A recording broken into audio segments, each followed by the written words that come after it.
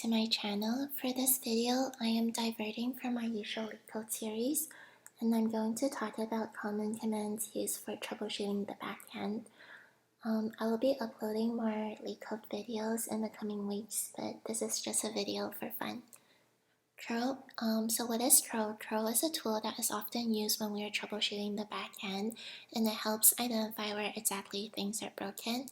And curl supports a wide range of protocols, including HTTP, HTTPS, FTP, FTPS, SCP, SFTP, and so on.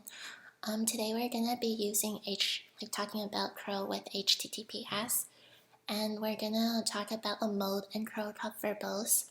In verbose mode, you can see more debugging information with curl.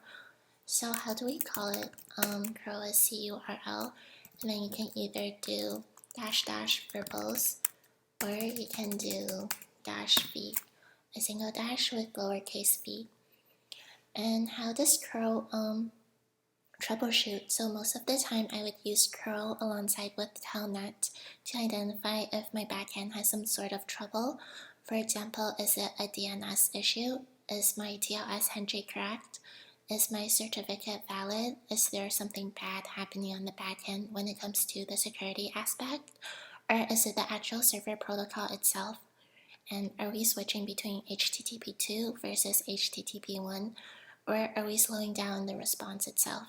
And obviously, it can give you a certain amount of information. Go ahead and run the curl verbose command on Google, https google.com. And as you can see from the very start, it gives you a very detailed analysis of exactly what happened from the DNS lookup, going through the TLS handshake, going through the ALPN, and their certificate, and so on. So the first step is Google has been DNS'd in this line to find the IP address.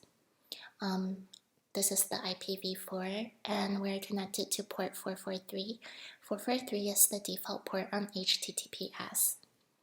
And the first thing which the client did in curl is it offered HTTP 2 and as well as HTTP 1.1 as an ALPN. ALPN is an application layer protocol negotiation. It's a TLS extension that helps the server and the client agreeing on which application protocol to use. And as you can see, after it's ALPN accepted to use HTTP 2.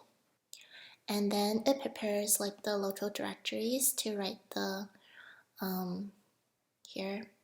the local directories to write the certificates that the server will send. So essentially what the client does after it establishes a TCP connection, the connection is established here, but it's not shown because this is what the line is connected to. There's a hidden sync ACK, and ACK that tells me we have a TCP raw connection. The next step is actually sending the data, and that data happened to be the TLS handshake, which is here. So the first thing that curl does, we're going to use the TLS handshake. So the client is sending this out, hoping the server supports this TLS. And you can see there's a client hello. The client comes up with the value and an expression, and it sends it, and this stuff is unencrypted because we don't have anything, so we send it over. And then the next line, the server replies back with the server hello. The server replies back with its own parameters by saying, hey, this is how I'm going to communicate and this is how I'm going to deal with you. And the server replied with a version of TLS. That means the server supports TLS 1.3. And this means the server already has a symmetric key, and the server can encrypt the communication. That's what we see in the next message here with the certificate and cert verify.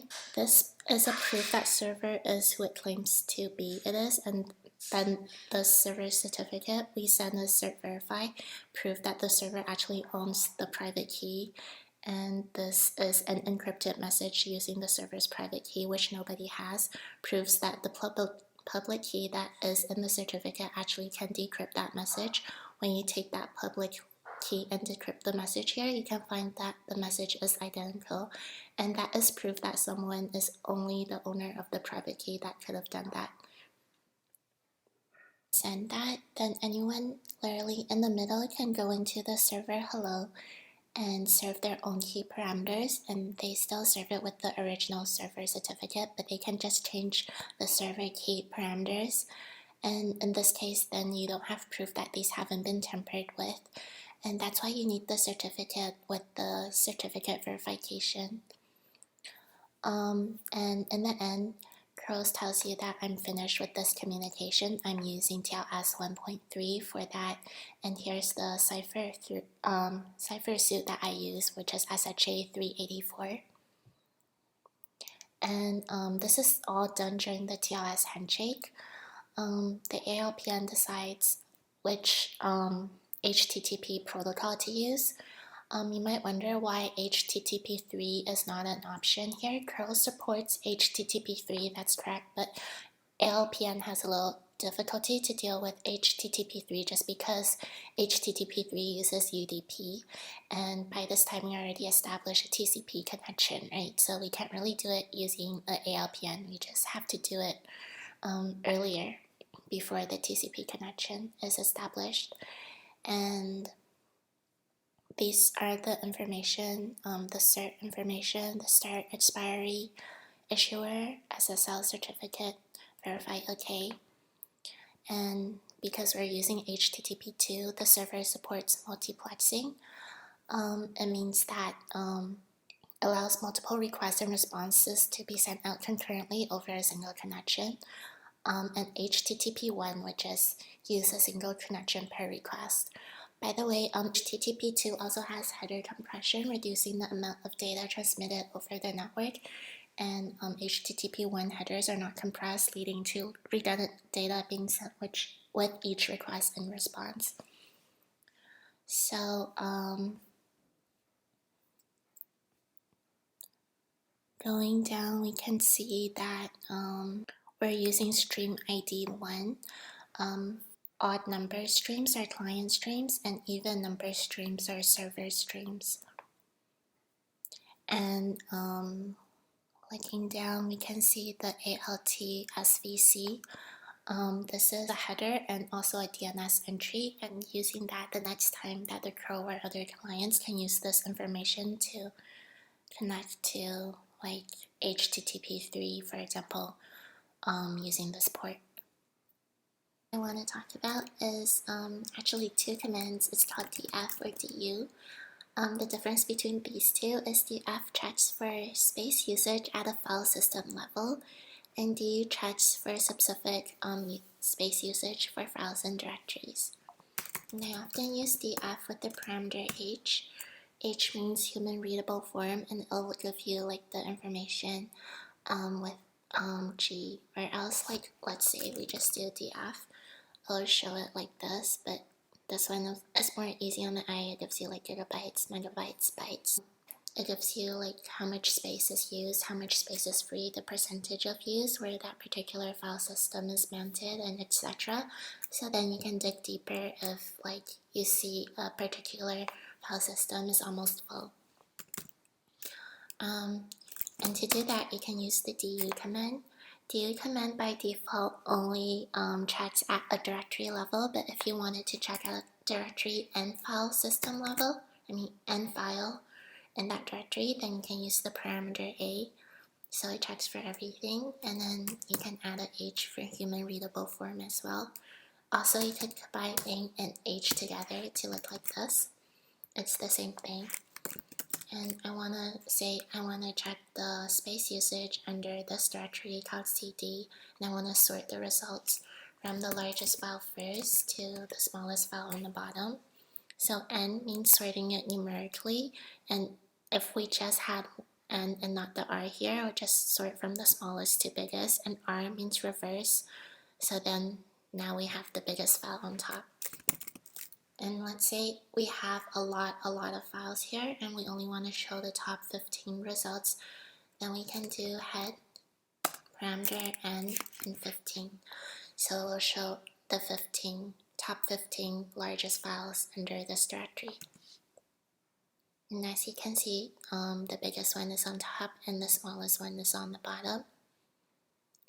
If you don't do the -n or number, if you just do head, by default it will show the top 10. This command I'm going to talk about is called nslookup. It's spelled nslookup, and it's one word. It's a command line tool that is used to query the DNS. So basically it sends queries to the DNS server for DNS records, and it tries to map an IP address to a domain name or vice versa. So basically, common usage could be to look up IP address associated with a domain name. For example, I can do nslookup goodsummerday.com, and you can see this is the DNS and this is the IPv4.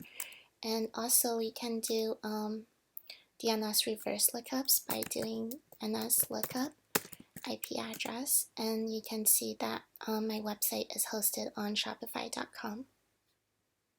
Next command I want to talk about is called telnet. This one is different from nslookup. nslookup earlier provides like a lookup to DNS information.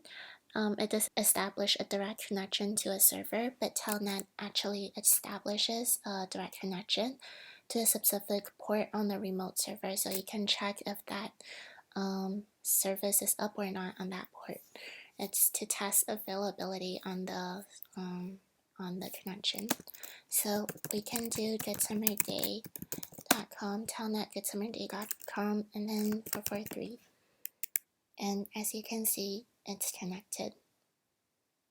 And the web server is responding to port 443. For the next command, I want to talk about a command called top.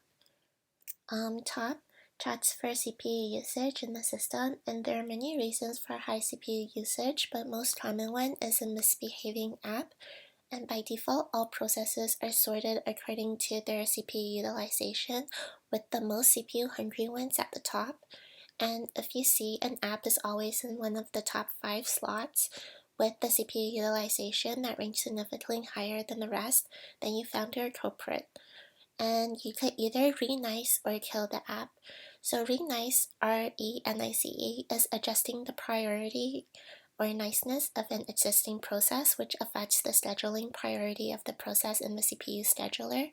So if you want to give it more priority to the system, you can do something like renice +5 -p and the PID, the process ID here. If you do +5 and nothing happens, you can increase it up to +10 or +15. And more commonly, you can also just terminate the app that's causing like high CPU usage in your system. So for example, right now my CPU is at 90% idle, which means not much CPU usage is being used. But for the example of this video, I can terminate my Firefox. Actually, let me open Firefox first. And then, I don't know if it's gonna pop up here. It should be running somewhere in the background. Yeah, you can see Firefox is here in the top 3.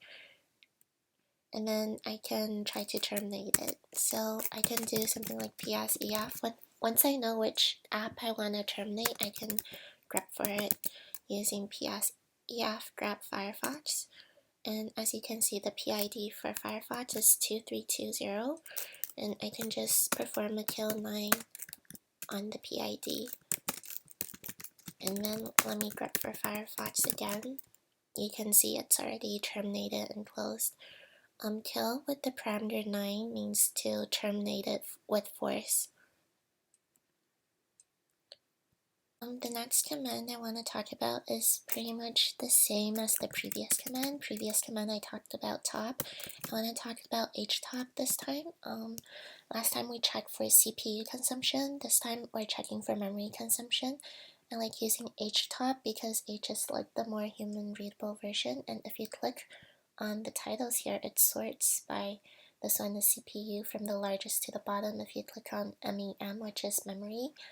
By the way, memory is also known as RAM, random access memory. It's a temporary memory on the computer system. Its contents are lost when the computer is powered off, and it shows like memory usage is how much RAM is used by running applications and OS system. And you can see the most one that's consuming my random accessing memory currently is iMovie, which is the application I use to edit my videos, and firefox, and Spotify, OneNote, and so on.